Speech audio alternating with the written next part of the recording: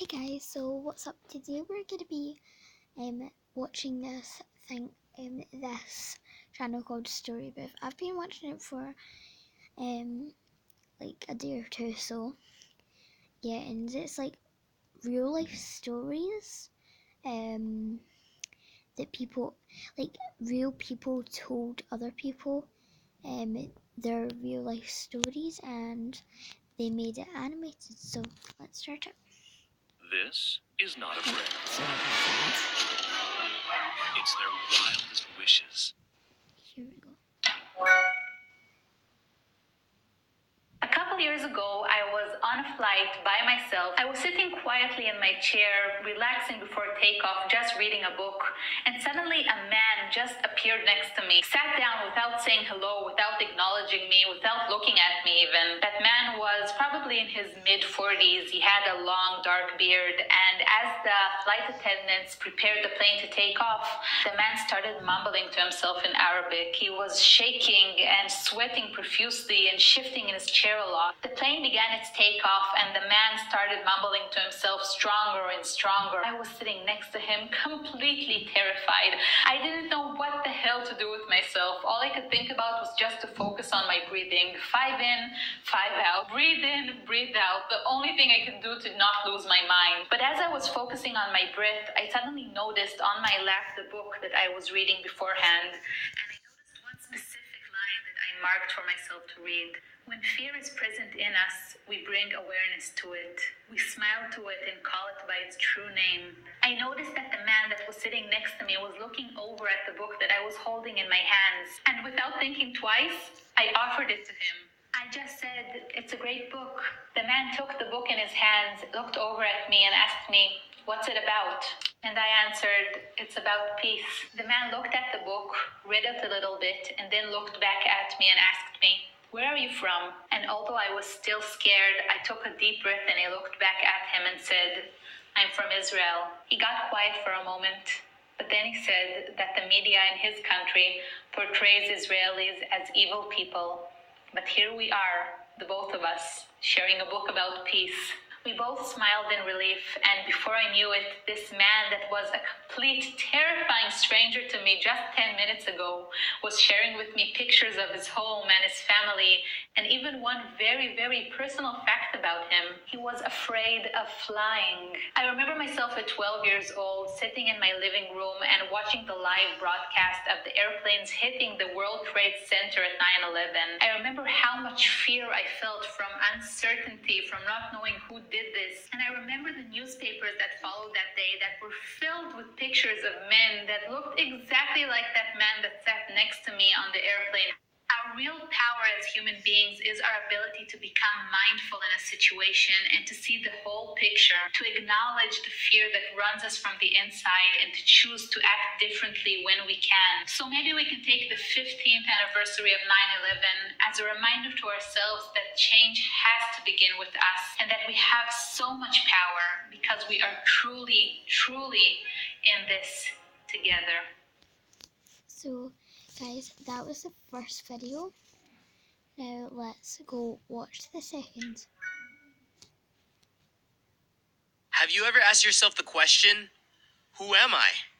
That was the question I kept asking myself over and over again back in high school. You see, I grew up in a small town called Durham, North Carolina. I kind of felt isolated back in school because I was like 1 out of 4 Asians at my school. I remember one time during lunch, I sat down next to some people, and the first thing they said to me was, "Oh, hey, look, it's our neighborly friendly Asian here."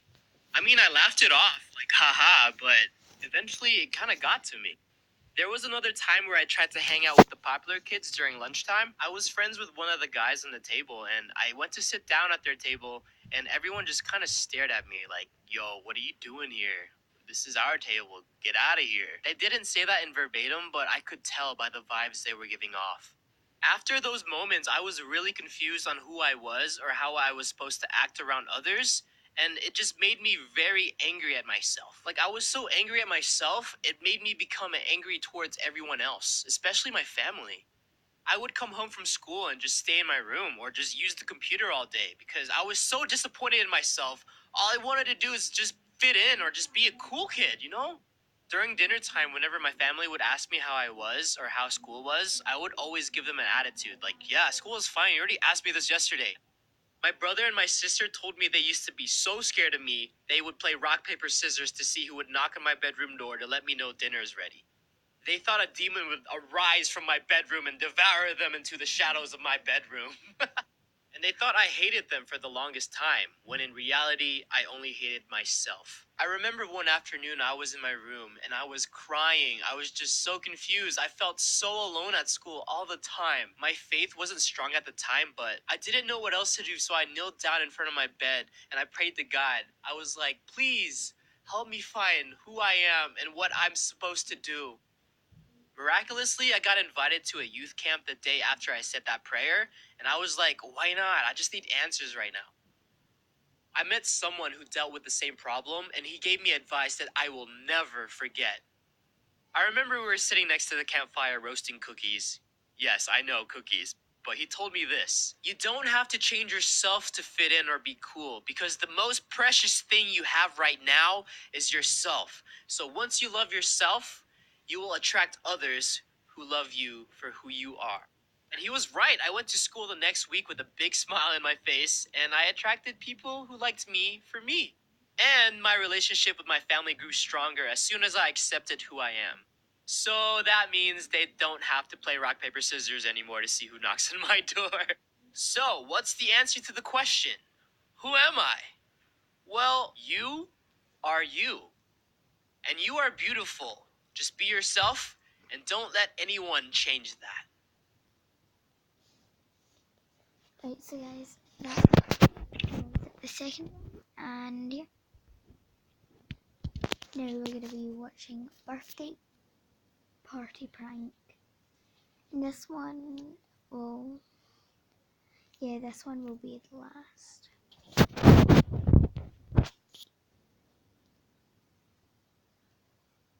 Sorry, it takes quite a while to load. I'll try this. Going on to the other.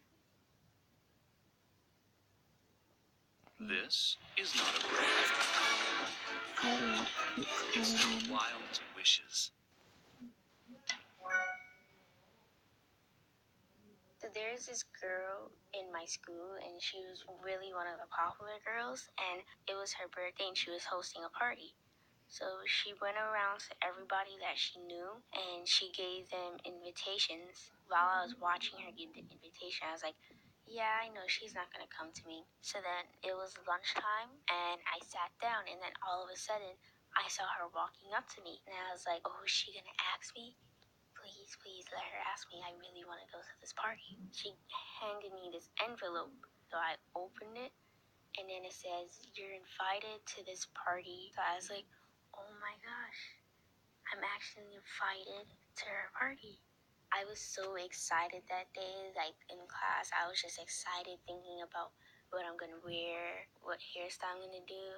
The school day ended, and then I just had to rush and do homework because the party started an hour later. And then I went in my closet, took out my clothes, mended my hair, took a shower, and everything like that to get ready for the party. I ran out the house and I walked there, and it took like 5 minutes. When I got there, I didn't even see any lights. I didn't hear music. I didn't see any balloons, or nothing was decorated. It was just dark inside the whole house. I was thinking to myself, wait, did she like trying to ditch me? Did she prank me? Was she trying to fool me?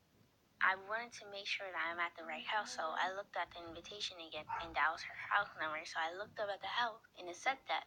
So I was like, you know what? Maybe she did try to ditch me. Maybe she did try to fool me. Maybe she did try to prank me. So I ran back to the house and started crying, laying on the bed. And like I had all these emotions in me, like I was sad, mad, tired, frustrated. I just had to let it out that day. So the next morning came. I woke up and I actually didn't feel like going to school that day because I didn't even want to see her face. I said to myself, she maybe thinks that I could never be popular. Maybe that's why she didn't invite me. I told my mom everything that happened. So then she was like, it's okay, honey, but you have to go to school today. You don't want to miss out any work. So I was like, yeah, Mom, you're right. I should really go to school. That day, I just went and everybody just stared at me. And in my head, I was thinking, why they're doing this. But then I just ignored them. I went to all my periods in school and I just forgot about it. And that's how it ended. So that's it for today, guys. Hope you liked this video. Please like, subscribe, and put on the notification bells to get notified every time we post a new video if you haven't already. And bye.